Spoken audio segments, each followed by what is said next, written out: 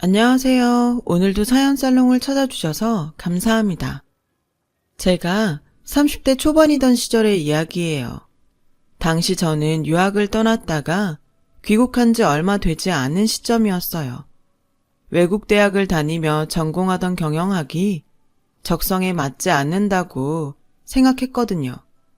졸업을 하지 못한 채로 휴학하고 돌아온 중도 귀국이었으니 굳이 따지자면 고졸인 셈이었고, 또 굳이 따지자면 30도 넘은 나이에 진로 고민을 시작해버린 셈이었죠. 그래서였을까요? 저는 부잣집 딸내미가 잘난 부모 믿고 철없게 군다는 이야기를 종종 듣고는 했어요. 딸은 유학을 중도 포기하고 미래를 고민하고 있는 입장인데, 친정 부모님은 건실한 건설업의 창업주의자, 경영자였으니까요. 하지만 친정 부모님에게 미래를 의지할 생각은 결코 없었어요. 다만 제가 살고 싶은 삶을, 미래를 탐색하고 설계하는 과정에 놓여 있었을 뿐이었죠. 그러던 어느 날 덜컥 사랑이 찾아오더군요. 의약품 영업직으로 일하는 남자. 맑고 선하고 무척이나 성실한 모습이 저희 눈에 확 띄었죠. 서로 한눈에 알아본 저희는 자연스럽게 연애를 시작하게 되었고, 오래지 않아 프로포즈를 받은 저는 결혼을 결심하게 되었어요. 가족은 엄마랑 나랑 형이랑 의사인 형수, 이렇게 딱 넷이야. 의사 형수 자랑은 많이 해서 알고 있거든요. 근데 갑자기 웬 자기소개? 아, 뭔데, 응? 우리 가족이 5이 되면 어떨 것 같아? 형수 임신했대? 그럼 삼촌 되는 거네. 자기 축하해. 나 지금 우리 얘기하고 있는 거야. 자기랑 내 얘기하고 있는 거라고. 혹시 이거 프로포즈? 미안. 내가 이벤트나 뭐 그런 쪽에는 영 소질이 없어서. 무슨 이벤트 같은 건 오글거려서 내가 싫고 그냥 약속 하나만 해주면 충분해. 약속? 열심히 성실하고 정직하게. 지금 당신 모습 평생 변하지 않겠다. 그 약속 하나면 된다고. 약속해줄래? 새끼손가락 걸까? 최고지. 화려한 이벤트도 다이아 반지도 없었지만 우리답게 소박했기에 더 설레었던 프로포즈. 너무나 행복했던 순간이었죠. 그렇게 저와 예비신랑은 결혼 준비를 시작했어요. 하루하루 온 세상이 핑크빛으로 가득했어요. 정신 나간 예비신모가 등장하기 전까지는 말이에요. 사건은 시댁에 처음 인사드리러 가던 날부터 시작되었어요.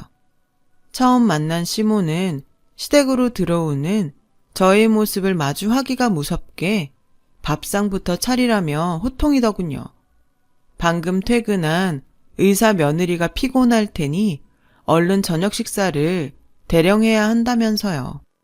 갑작스런 상황에 당황한 저는 예비신랑을 돌아보았지만 예비신랑은 그 상황이 뭐가 문제인지도 모르는 눈치로 순박한 미소만 지을 뿐이었고, 그 바람에 더 당황한 저에게 의사라는 큰 며느리가 슬쩍 다가와서 귓속말을 하더군요. 자기가 계산할 테니 부담 갖지 말고 나가서 먹자고요.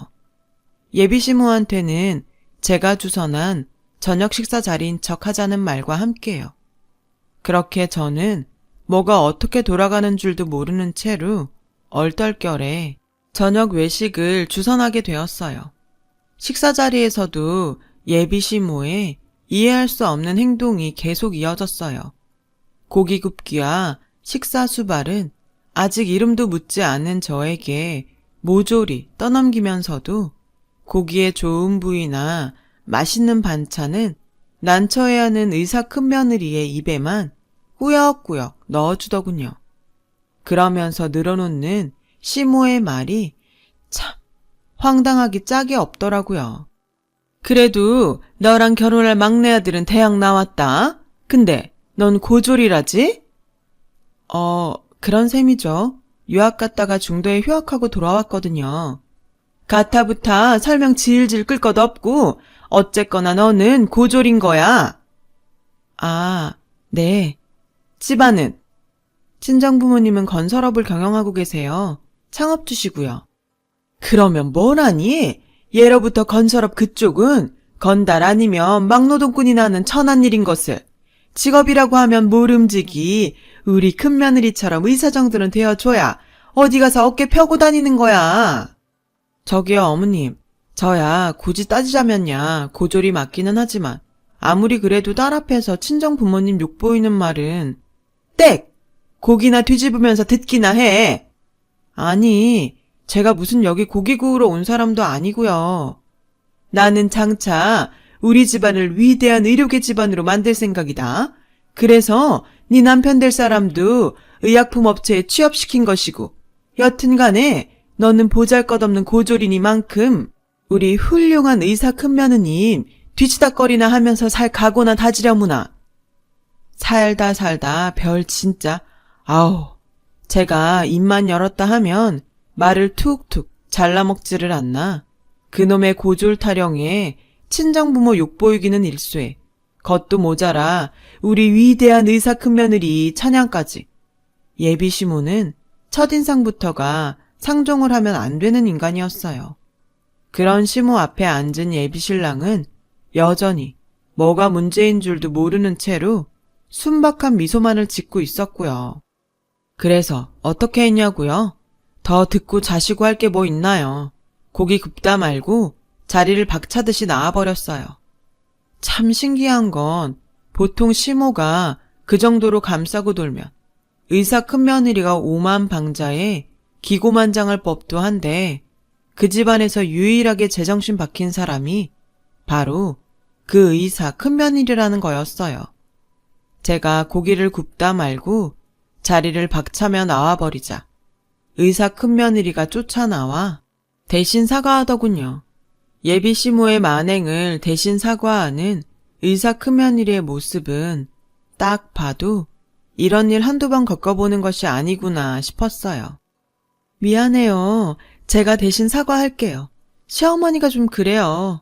원래는 안 이랬는데 제가 며느리 되면서부터 저렇게 변했네요. 뭘요? 그쪽이 잘못한 것도 아닌데요. 그쪽이라는 말은 결혼을 다시 생각해 보겠다는 얘기로 받아들여도 괜찮을까요? 그 사람은 시댁 식구들 중 유일하게 제정신 박힌 사람일 뿐만 아니라 타인의 마음을 보듬어 줄 줄 아는 사람이더군요. 그래서 저도 모르는 사이에 진심을 털어놓게 되었고요. 솔직히 말하자면 고민이 되기는 하네요. 집안 사람들도 분위기도 다 이상하고 입만 열면 고졸 타령에 친정 부모님 욕까지 보이는 시모랑 누가 살고 싶겠냐고요. 그래요. 이해해요. 제가 이래라 저래라 할 입장은 못 되지만 개인적으로는 이 집안에 시집 오지 않았으면 좋겠다는 심정이에요. 네? 하루 제대로 겪어봐서 알잖아요. 절대 쉬운 집안 아니라는 거. 그래서 저도 이 집안에 시집 온 거 후회하는 중이고요. 너무 힘들어. 큰 의사 며느리가 털어놓은 뜻밖의 진심에 저는 어리벙벙할 뿐이었어요. 이 기괴한 집안과 제정신이 맞는 건지 의심스러운 시모. 그런 시모 앞에만 서면 멍충이가 되어버리는 예비신랑. 그리고 세상 포근한 기운과 상처받은 느낌을 물씬 풍기는 의사 큰며느리. 이게 대체 무슨 조합에 무슨 난리인지. 그때의 저는 몸소 겪은 상황들을 도무지 이해할 재간이 없었기에 며칠을 혼란스레 보낼 수밖에는 없었어요. 생각을 정리할 시간이 필요했어요. 그런데 예비시모와 예비신랑, 이 정신나간 모자는 저에게 생각을 정리할 여유조차 주지를 않더군요. 파투나 버린 첫 인삿날로부터 채 며칠이 지나지 않아 정신나간 모자가 저희 집으로 쳐들어왔어요. 정신나간 모자는 늦은 시간에 약속도 없이 쳐들어온 것도 모자라 내가 사돈 입네, 나는 사위 입네, 알아서 모시라는 듯 거들먹거렸고 친정 부모님은 그런 두 말종을 향해 황당하다는 시선만 보낼 뿐이었어요. 정신나간 모자가 친정 부모님 앞에서 또 무슨 헛짓거리를 할까 걱정한 제가 둘을 내보내려는 찰나 예비 시모가 흉악한 입을 열고야 말았어요.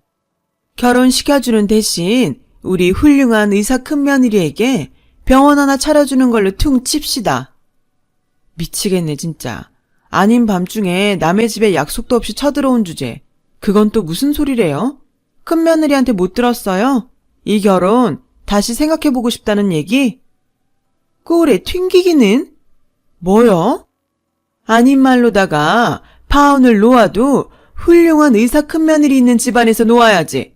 고졸 외동딸에 양아치 건설업이나 하는 그쪽에서 파혼을 놓는다는 것이 경우에 맞다고 보니? 그 애지중지 아끼는 의사 큰며느리는 정작 당신을 어떻게 생각하는데요? 질투는 그만하면 됐다. 진짜로 파혼을 놓아버리기 전에 자중하고 어디 사돈분들 생각이나 들어보자꾸나. 아니, 당사자가 결혼을 다시 생각해보겠다는데 왜 자꾸 딴소리를 해요? 왜? 큰며느리에게 병원 하나 차려주는 게 부담스럽니? 너희 부모는 그 정도 능력도 안 된다든? 의사 있는 집안에 고졸 외동딸 시집 보내려면 그 정도는 해와야 수지타산이 맞지. 그 말을 들으며 저는 정신이 아득한 우주 밖으로 날아가 버리는 기분이었어요. 지들은 뭐 얼마나 대단한 집안이라고. 입만 열면 험담도 모자라서 이제는 병원까지 차려다 바치라는 꼴이라니. 맙소사. 더 기분 나쁜 건 예비신랑의 태도였어요. 예비신랑은 아주 한술 더 떠 저희 친정 부모님이 의사 형수에게 해다가 바치는 병원 건물의 명의는 자신의 명의로 하는 것으로 자기 혼자 정해버리더군요. 전 그제서야 눈치를 챈 거죠. 참 좋은 사람인 줄로만 알았던 예비신랑이 사실은 엄마 치마폭에 쌓여 사는 마마보이였던 데다가 제가 부잣집 딸이라는 사실에 눈이 멀어버렸다는 것을요. 눈치를 챈 저는 일단 하찮은 예비신랑은 가만히 있으라는 한마디로 구석에 찌그러뜨려 놓고는 다시 예비시모에게 맞섰어요. 웃기고 있다 정말. 저기요. 그러는 그쪽 집안은 얼마나 잘 사는데요. 그래, 인정하마. 우리 집안 당장은 별 볼 일이 없다만 근데 우리는 의사며느리 있다. 그러시던가 그럼. 나 말고 잘난 둘째 의사며느리 데려다가 원하는 의료계 집안 만들면 되겠네. 당신 같은 시모한테 시집올 의사며느리가 세상에 둘씩이나 될지는 모르겠지만. 너 그렇게 자꾸 끼어들다 크게 혼나는 수가 있어요. 내가 할 말이지. 그따구로 개념 없이 행동하다가 인생 시궁창으로 떨어지는 수가 있어. 그리고 차라리 잘 됐네. 당신네 같은 집안에 시집 가서 고생하기 전에 이런 식이라는 걸 미리 알게 되어서 이런 걸 조상이 도왔다고 하는 건가? 그래서 진짜 파혼이라도 하겠다는 거니 지금? 와우, 놀라워라. 한국말 잘 알아듣네. 영 멍충이는 아닌 모양이야. 알았으면 나가요. 그러자 예비시모는 이래서 노가다나 뛰는 건달 것들이랑은 상종을 하지 말아야 한다며 폭언을 퍼붓기 시작했어요. 그때 구석에 찌그러져 있던 예비신랑의 한마디가 가관이었어요. 아이씨, 결혼 안 할 거면 연애하는 동안 내가 쓴 돈이나 돌려주던가. 하, 누가 들으면 뭐 대단한 거금이라도 쓴 줄 알겠네. 먹고 떨어져라. 저는 가지고 있던 지폐다발을 정신나간 모자의 얼굴에 집어던지며 쫓아냈어요. 그 와중에도 주섬주섬 돈을 챙겨가는 정신나간 모자의 꼬라지가 너무도 가짜났고 정말 조상님께 진정 감사하는 마음도 들었어요. 해서는 안 되는 결혼이라는 것을 미리 점지해 주셨으니까요. 결국 파혼을 맞이한 저는 며칠 여행을 다니며 마음을 추스렀어요. 저와 똑같은 상처를 받은 친정 부모님과 함께요. 그 여행에서 돌아오던 날 저는 비로소 결심했어요. 유학을 다시 떠나 중도 휴학하고 돌아왔던 경영학 학위를 취득하기로요. 잘 배우고 잘난 딸이 되어 정신나간 모자 같은 말종들에게 다시는 업신여김 당하는 일이 없도록 만들기 위해서요. 제가 다른 사람에게 업신여김 당하는 모습을 부모님께 또 다시 보여드리지 않게요. 그로부터 몇 년 뒤, 유학길에 다시 올랐던 저는 유학을 했었던 대학의 경영학 학위를 취득했어요. 저를 좋게 봐주신 교수님의 소개로 외국에서 좋은 조건으로 일할 기회가 많이 주어졌었지만 저는 귀국을 선택했어요. 외삼촌이 지금도 병원장으로 있는 종합병원이 마침 크게 확장을 하고 있던 중이었거든요. 그래서 저는 집안에 도움이 되기 위해서 고국으로 돌아와 외삼촌의 병원 경영을 돕기로 했던 거죠. 그런데 병원 확장차 새 의료진의 면접이 있던 날, 면접장에 들어오던 누군가가 병원장 외삼촌 옆에 앉아있는 저의 얼굴을 보기가 무섭게 고개를 떨구더군요. 면접 시작도 전에 스스로 면접을 포기하겠다며 돌아선 누군가는 다름 아닌 의사 큰며느리였어요. 저는 곧장 그 며느리를 따라 나섰죠. 얘기는 대충 들었어요. 이 바닥 좁잖아요. 전에 다니던 병원에서 쫓겨나다시피 퇴직했다던데 갑자기 무슨 일이래요? 그게 하긴 면접도 포기한 마당에 뭘 숨기겠어요. 시댁 식구들 때문에 어쩔 수가 없었어요. 그 사람들이 왜요? 저한테는 막대했어도 의사 큰며느리라고 애지중지 했었잖아요. 동서랑 결혼할 뻔했던 둘째 아들 있잖아요. 동서 아닌데. 맞다. 미안해요. 시어머니가 민지 씨랑 결혼할 뻔했던 둘째 아들을 병원 동료 의사랑 자꾸만 붙여놓잖아요. 마마보이 둘째 아들은 신났다고 의사한테 껄떡대고 다니고. 그 인간들 아직도 그런데요. 민지 씨랑 혼담 오가기 전부터 그랬었어요. 네? 둘째 아들도 저 같은 의사랑 결혼시켜서 진짜로 의료계 집안 만들려고 했었다고요. 그러던 중에 민지 씨랑 혼담 오가면서 동료 의사들한테 껄떡대는 건 잠잠해졌었는데 파혼하고 난 뒤로는 다시 극성이었어요. 그 바람에 저는 동료들에게 밉보여서 병원을 옮겨야만 하는 상황이 되어버렸고요. 그게 면접 자진 포기랑은 무슨 상관인데요? 혹시 저를 다시 볼 면목이 없어서요? 다행이에요. 이렇게라도 미안하다는 말 전할 수 있어서. 많이 미안했어요. 시댁 식구들 일로. 그랬어요. 애지중지 떠받들어지는 줄로만 알았던 의사 큰 며느리의 결혼 생활도 정신 나간 시댁 식구들 때문에 가시밭길 그 자체였던 거였어요. 그래서 제가 시댁에 처음 인사하러 갔던 날에도 자신이라면 그 집안에 시집가지 않겠다는 조언을 해주었던 거고요. 모든 사연을 알게 된 저는 그녀가 그동안 해왔을 마음고생이 너무 훤한 나머지 쉽사리 위로조차 할 수가 없었어요.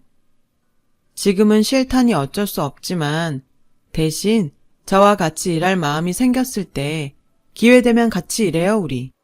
그리고 있잖아요. 예전에 저한테 해줬던 말 기억해요? 개인적으로는 이 집안에 씨 보지 않았으면 좋겠다는 말이요. 그 조언 지금 돌려줄게요.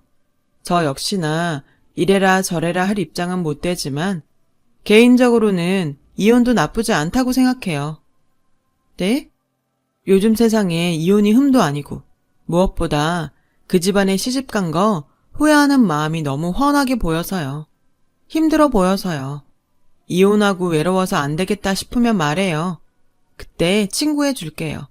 지금도 많이 외로워 보이니까. 지금부터 친구해도 되고요. 그럴까요? 하긴 시댁 인간들이 진상이었지 우리 사이에 악감정이 있었던 건 아니니까. 그렇게 대답하며 의사 큰며느리는 처음으로 밝게 웃었어요. 그리고 그날 밤 정신 나간 예비 시모가 저희 친정집에 또 쳐들어왔어요. 이 정도면 남의 집에 약속도 없이 쳐들어오는 것이 집안 가풍이지 싶을 지경이었고 입만 열면 양아치 타령을 해대더니 정작 양아치는 따로 있구나 싶었죠. 그도 그럴 것이 정신 나간 예비 시모가 친정집 거실에 배째라 행패를 부리기 시작했거든요. 당신의 훌륭한 의사 큰며느리의 입사 지원을 저와 외삼촌이 과거의 악감정으로 인해 부정하게 탈락시켰다면서요. 어디까지나 큰 며느리의 잦은 폭이었고 저와 외삼촌은 아무런 잘못도 하지 않았는데요. 그야말로 어이가 승천하고 황당한 웃음에 배꼽이 빠져나갈 지경이었죠. 이래서 양아치 같은 것들이랑은 상종을 하지 말아야 한다는 거야. 본인들이 지금 하는 행동이 양아치 짓거리인 줄은 알고 이게 어디서 어른말을 잘라먹어? 하여튼 못 배운 티를 꼭 낸다니까. 학벌 들이대볼까? 학위 인증 가능해. 근데 그거 읽을 수는 있겠어요? 다 영어야. 노가다나 뛰는 애미애비가 어른 앞에서 그따위로 행동하라고 가르치디? 노가다 아니고 건설업. 당신 같은 것들은 꿈도 못 꿀 만큼 어마어마한 부자. 그래서 우리 집에 이렇게 뻔질나게 들락거리는 거 아니야? 그리고 당신 같은 것들이랑은 차원이 다를 만큼 올바르게 살아온 분들이야. 우리 친정 부모님은 남의 돈을 그냥 가져가려거든 바짝 엎드려서 도와주세요 해도 시원찮을 판국에 어디서 내세울 자존심은 다 내세우고 돈도 꽁으로 먹으려 들어요. 돈은 탐나고 자존심은 세우고 싶고. 그거 내가 모를까 봐서? 왜? 우리 집 노가다 집안이라고 하면 뭔가 마음에 좀 위안이 되시나 봐요? 올바른 집안? 웃기고 자빠졌네. 그래, 그렇게 올바른 집안이 남의 집 훌륭하고 귀한 의사며느리 면접을 일부러 탈락시켜? 그때 의사 큰며느리가 종이 한 장을 들고 나타났어요. 그 종이를 받아든 예비시모의 얼굴은 새하얗게 질리고야 말았죠. 이혼소송 접수증이에요. 정식 소장은 곧 송달될 예정이고요. 예, 며느라. 며느리라고 부르지 마세요. 저 오늘부로 당신의 큰며느리 안 하기로 했으니까. 의사 큰며느리는 저에게 윙크를 날리더니 그리고 아무리 정신머리가 없더라도 말은 똑바로 해야지. 오늘 면접 내가 잦은 포기한 거예요. 사람이라면 어떻게 아무 일 없었던 것처럼 같이 일을 할 수가 있어요? 민지 씨랑 병원장님은 아무 상관없네요. 혹시 협박받았니? 병원장이랍시고 사방팔방 소문내서 앞길 막는다고 했어? 내 이놈의 양아치 집안을 두고 봐라. 국민신문고에 내가 고소고발을 아주. 고소고발은 못할 겁니다. 잘못은 당신네들이 다 했거든요. 당신네들이 둘째 의사며느리 구한답시고 큰며느리 동료들한테 껄떡댄 덕분에 전에 다니던 병원에서 쫓겨나듯 나와야 했으니까. 알아들어요? 의사 큰며느리 당신들 스스로 없앤 거고 며느리 앞길도 우리 집안이 아니라 당신네 집안이 망쳐놓은 거야. 집착도 그 정도면 병이라고 알아요? 그제야 이혼 소송이 진심임을 깨달은 예비시모가 의사 큰며느리의 바지가랑이를 붙들고 오열하기 시작했어요. 제발 이혼만은 말아달라면서요. 그 와중에도 의료계 집안을 만들고 싶다는 호소를 해대는 통에 저와 큰며느리는 그저 실소만 터뜨릴 뿐이었죠. 그렇게 잠시 큰며느리가 저에게 미소와 함께 부탁하더라고요. 경찰 좀 불러줄래? 더러운 손이 내 발에 막 닿는 게 너무 역겨워서 감염될 것 같고 막 그런 기분이야. 흔쾌히 고개를 끄덕인 저는 전화기를 들었어요. 그랬더니 예비시모가 나가겠다며 알아서 일어서더라고요. 의료계 집안? 꿈도 크다 정말. 가짜는 본인들 주제도 모르고. 그래, 의사 며느리로 집안 채워놓으면 그게 진짜 의료계 집안이 된다든? 정작 시모의 자식들은 정신병자들인데? 너 두고 봐. 내가 꼭 다른 의사 며느리를 얻어서 반드시 의료계 집안을 만들고야 말 것이야. 들어서 알잖아. 우리 외삼촌이 병원장이다. 이 바닥이 은근히 좁아요. 당신네들 소문나는 거 금방이야. 근데 굳이 그렇게까지 하지는 않으려고요. 거울 봐. 당신네들 꼬라지 잘 되새겨봐. 그럼 답 딱 나올 거니까. 오랜만에 다시 얼굴 보게 돼서 기분 더러웠고 앞으로는 만나지 맙시다 우리. 저와 친정 부모님과 그리고 의사 큰며느리는 비로소 안정을 되찾았죠. 그렇게 지금 이혼 판결이 나면서 예비시모는 그토록 애지중지 아꼈던 의사 큰며느리로부터 버림을 받았어요. 그 집안 주제로는 갚을 수도 없는 거액의 위자료 배상 판결에 인생 시궁창에 빠져버린 건 덤이었고요. 예비시모는 그래 놓고도 정신을 못 차렸는지 이혼남인 첫째 아들, 그리고 저와 결혼할 뻔했던 둘째 아들에게 의사 며느리 자리를 안겨주기 위해 사방팔방 추태를 부리고 다닌다는 풍문이에요. 그래 봤자 될 턱이 있겠어요. 가는 데마다 멸시에 천대에 험한 꼴이나 당하며 다니겠죠. 저와 혼담에 오갔던 둘째 아들은 의약품 영업직 직장에서 해고 위기에 놓여 있어요. 의사들에게 껄떡대고 다닌 탓에 영업 실적이 제로가 되어버렸거든요. 아주 속 시원한 일들의 연속이었죠. 외삼촌의 병원 확장 사업을 순조롭게 마친 저는 30대 후반이 된 지금까지도 병원을 훌륭하게 경영해 나가고 있고요. 이혼한 의사 큰며느리, 아니, 제 친구는 저와 같은 병원에 근무하고 있어요.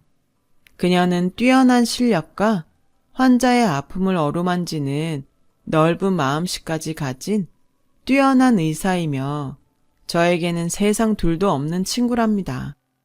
파혼과 이혼의 아픔을 겪은 저희 둘.